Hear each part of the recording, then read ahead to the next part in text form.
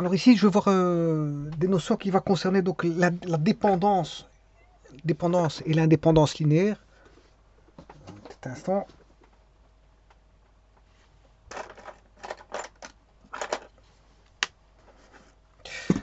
Voilà. Donc ici, qu'est-ce qu'on va dire?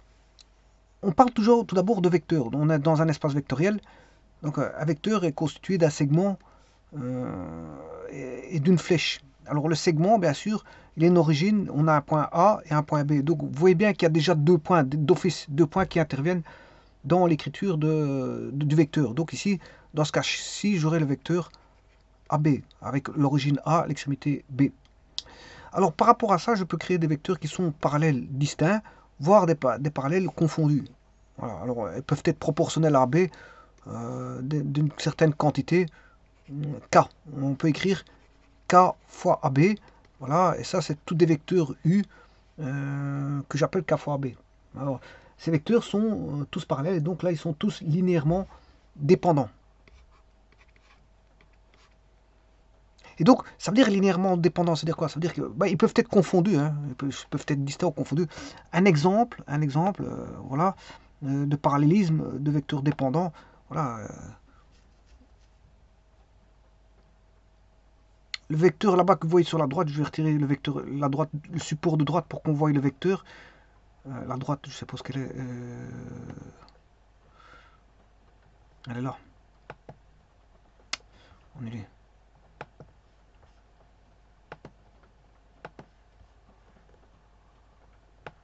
Donc là, on a deux vecteurs qui sont parallèles.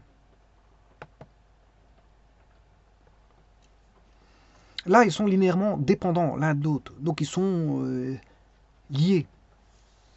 Ils ne sont pas indépendants. Ils sont liés. Alors pour avoir des vecteurs justement libres, voilà, ils sont liés l'un à l'autre. Hein. Eh ben, comment est-ce qu'on peut faire ça? Eh ben, pour qu'ils ne soient pas parallèles.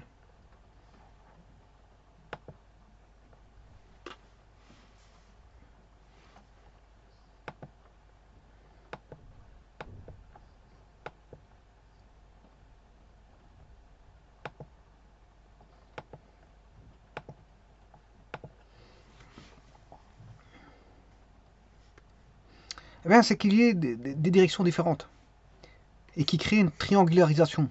Donc si j'ai deux vecteurs, un vecteur là, un vecteur comme ceci, ben, là on n'a plus de parallélisme. Hein. Ils sont plus parallèles l'un de l'autre. Voilà, donc ils sont linéairement indépendants les deux vecteurs. Donc j'aurai U et V. Alors comment faire en sorte d'écrire ces écritures-là? Bon, pour qu'ils soient parallèles, il faut juste qu'ils soient proportionnels. Et ça, c'est l'écriture suivante. C'est U, V. Donc, deux vecteurs UV sont linéairement dépendants. Ils dépendent l'un de l'autre. Ils sont tous les deux dépendants parce qu'ils sont parallèles, ils ont tous les mêmes directions. Il existe un nombre réel, alpha, bien sûr, alpha appartenant à R, tel qu'on peut écrire alpha U est égal à V, ou alors tout simplement U égale bêta V. Alors à ce moment, il faut que je puisse écrire alpha, bêta, voilà. Et là, quand vous avez ces écritures-là, ben, vous voyez que c'est une proportionnalité directe, c'est une proportionnalité directe. Proportionnalité directe. Alors, on pourrait l'avoir sous forme de combinaison linéaire. Hein. On peut. Alors, je rappelle qu'une combinaison linéaire, c'est juste une somme.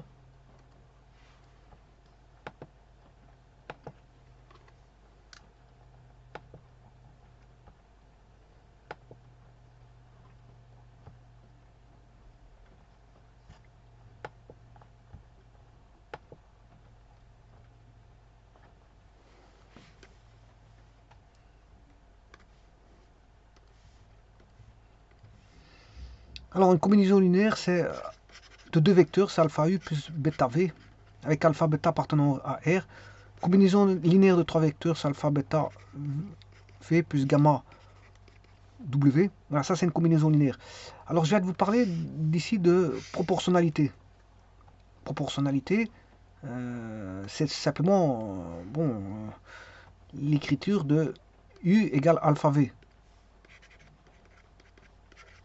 Alors, est-ce que je peux l'écrire en combinaison linéaire? Pourquoi pas? Je peux écrire une combinaison linéaire de ceci. Ça, je peux le faire. J'aurai alpha U plus bêta V. En tous les cas de figure, U est un vecteur, alpha est un nombre réel, ceci c'est un vecteur. Bêta est un nombre réel, V est un vecteur, ceci est un vecteur, appartient à V. Donc la somme vectorielle appartient au vecteur. Donc ça veut dire que c'est un vecteur T.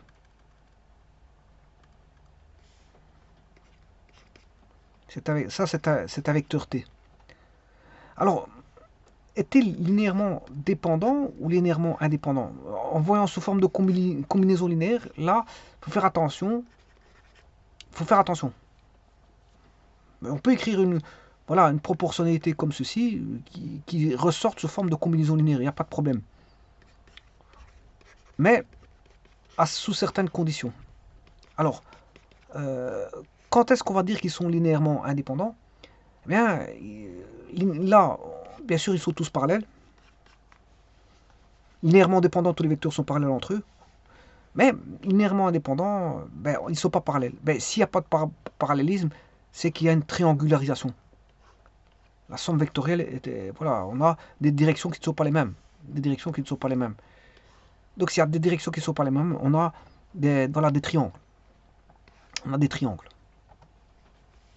Mais maintenant, comment savoir, quand on l'écrit sous forme de combinaison linéaire, savoir si c'est linéairement dépendant ou indépendant? Alors, eh bien, c'est ce que je vais écrire la condition suivante.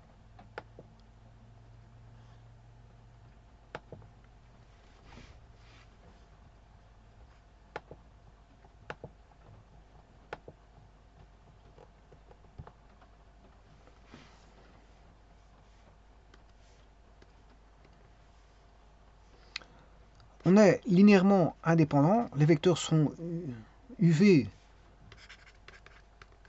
seront linéairement indépendants. Ça équivaut à dire que bon, on aura alpha U plus bêta V égale 0 et que ça implique, enfin, je dirais que ça équivaudra à dire que alpha, pour avoir l'indépendance linéaire, il faut absolument que alpha égale bêta égale 0. C'est-à-dire que si vous mettez alpha égale 0, ben là vous avez le vecteur nul. Hein, parce que U fois alpha, alpha valant 0, vous auriez 0. Bêta vaudrait 0, bêta fois 0 vaudrait le vecteur 0. 0 plus 0 amènerait d'office le vecteur nul.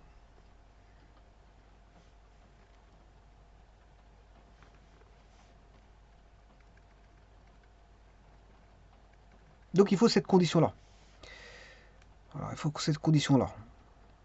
Pourquoi? Parce que vous voyez tout de suite que là, si je fais alpha U égale moins bêta V, ben, si U égale moins bêta V moins bêta sur alpha V, ben, ça équivaut à K fois V. K fois V, ben, ça c'est proportionnel. Si bêta et alpha ne sont pas tous les deux nuls directement, enfin, eh bien, ça voudrait dire qu'ils sont proportionnels.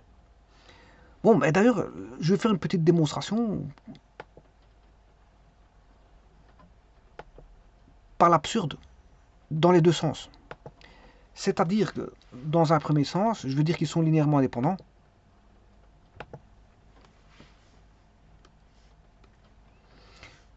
Je veux dire qu'ils sont linéairement indépendants et ça va impliquer que alpha U plus bêta V égale le vecteur nul.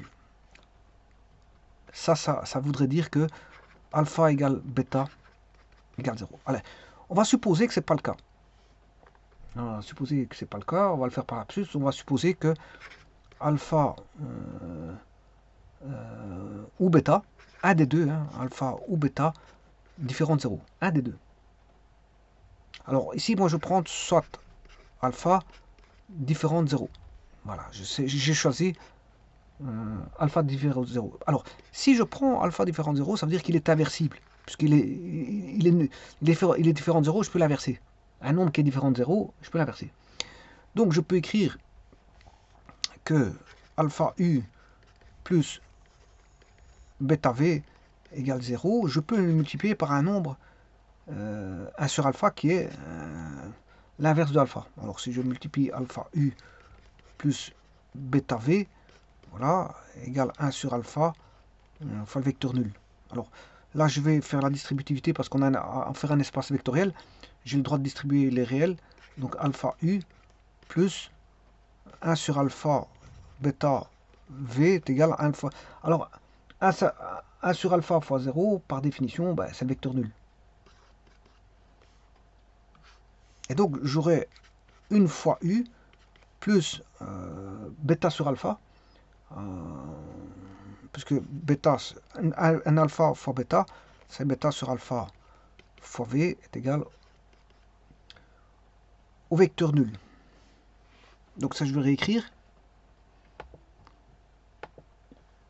Un u plus bêta sur alpha v.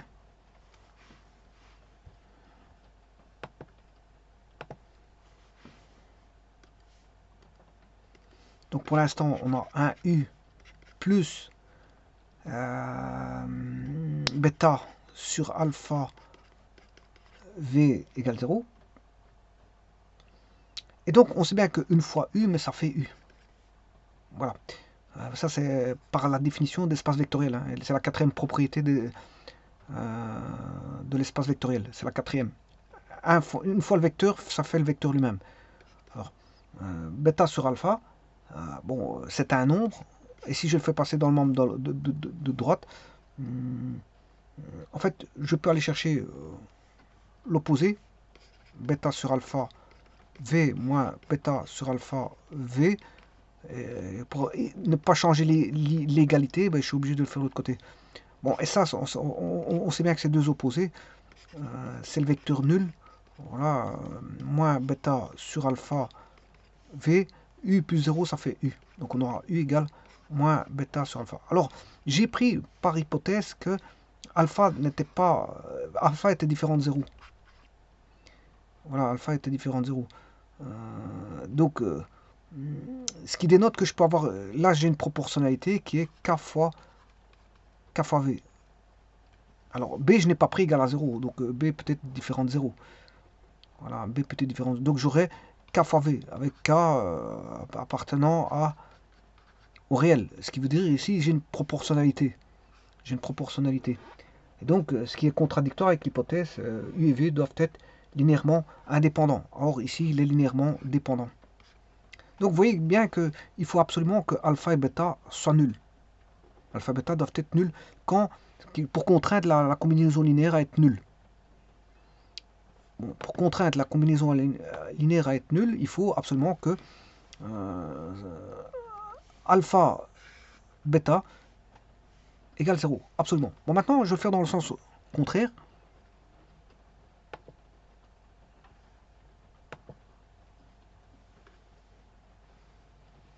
Alors, dans le sens contraire, je vais dire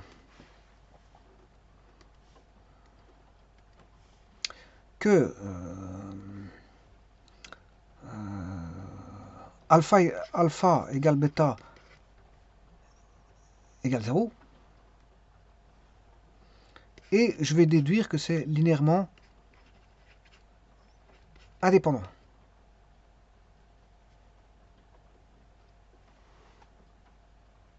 Et ça, je vais de le faire parce que...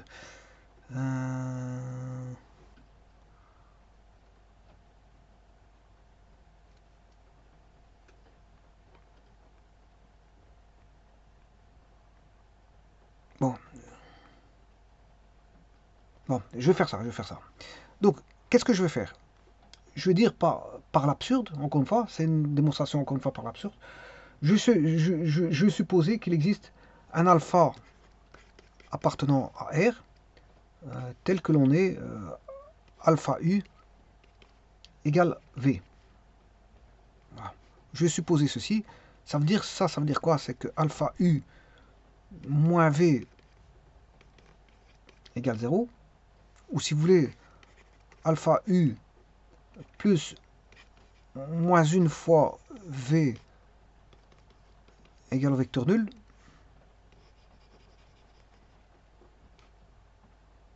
Et ça, c'est contradictoire avec celui-ci. C'est contradictoire avec celui-là.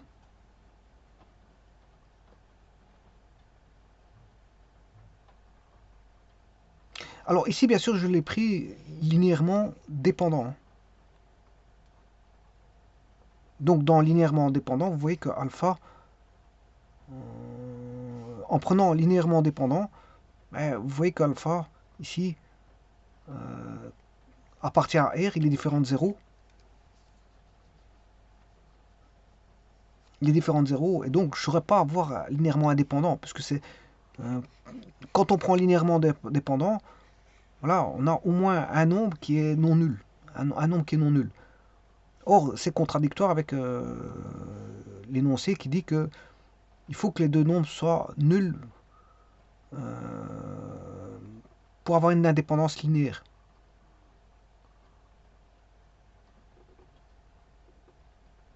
Donc, au bout du compte, il faut absolument alpha et bêta qui soient égales à 0 pour avoir l'indépendance linéaire dans l'écriture, bien sûr, euh, dans l'écriture que je n'ai pas marqué d'ailleurs ici.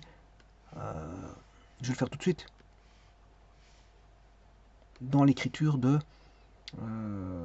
alpha u plus bêta v égale 0. Voilà, c'est ça que je dois avoir. Quand j'écris comme ceci, la démonstration dans ce sens-là,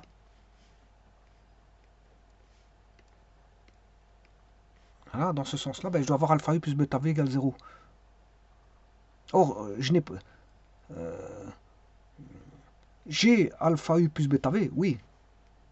Ça, c'est égal à alpha u plus bêta v égale 0. On a ça. Mais le problème, c'est qu'ici, le alpha, il peut être nul ou non nul. Il appartient à R, hein.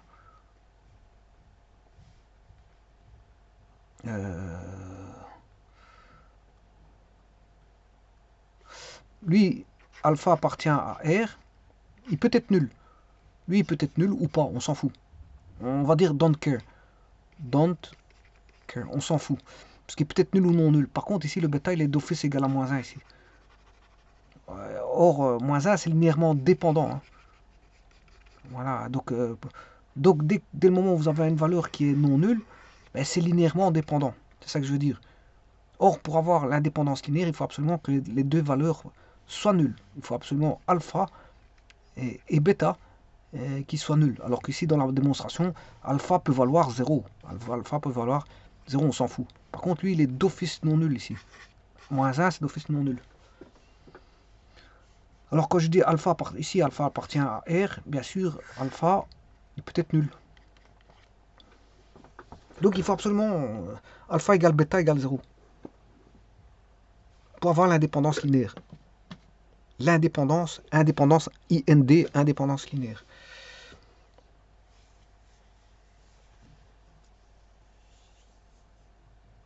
Bon, donc ça conduit à quoi sur GeoGebra? Mais on n'a plus, s'ils sont indépendants, l'indépendance linéaire. Je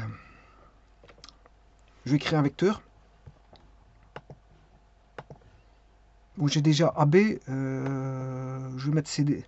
CD, je l'ai, je vais mettre un vecteur EF. Voilà, enfin CD. On va mettre CD.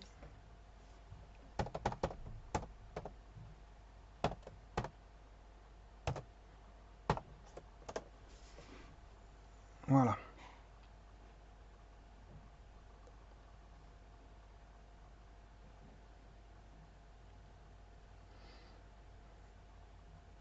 Alors je peux mettre un coefficient E fois U.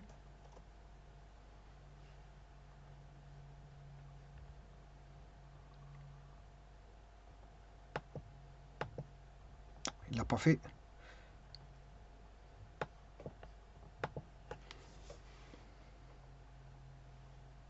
Ah si, il y est là-bas. E fois I. Ouais. E fois I. Je vais changer le E. Voilà, c'est celui-là. Ça c'est E fois U. E fois U. Alors je vais mettre un curseur qui va faire... C'est K fois U si vous voulez. Je mets un curseur. Voilà. Et je vais faire J fois W.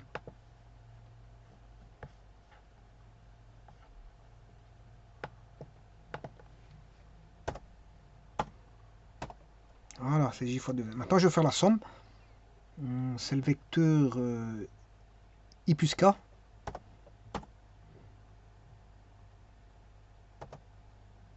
Voilà, c'est la somme vectorielle. Mis à l'origine. Hein. Voilà.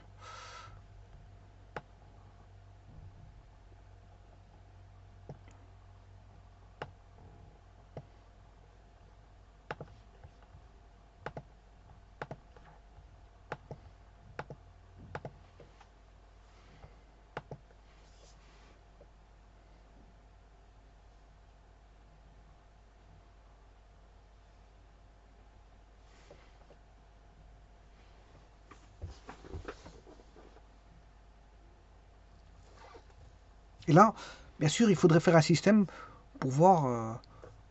Là, c'est avec les équations qu'on voit ça. Euh, pour contrarier, enfin pour obliger à annuler le vecteur de la somme,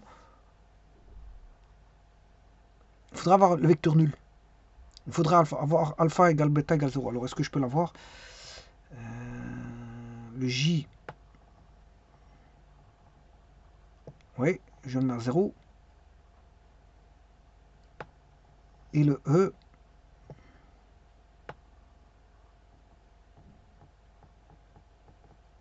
Voilà, là, j'ai le vecteur nul. Il n'y a que comme ça que je peux annuler le vecteur.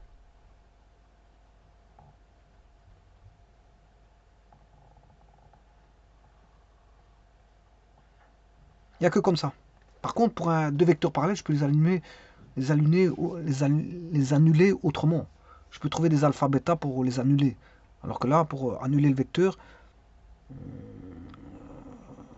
ben, je suis contraint de mettre alpha égale bêta égale 0. Absolument. Je vous remercie.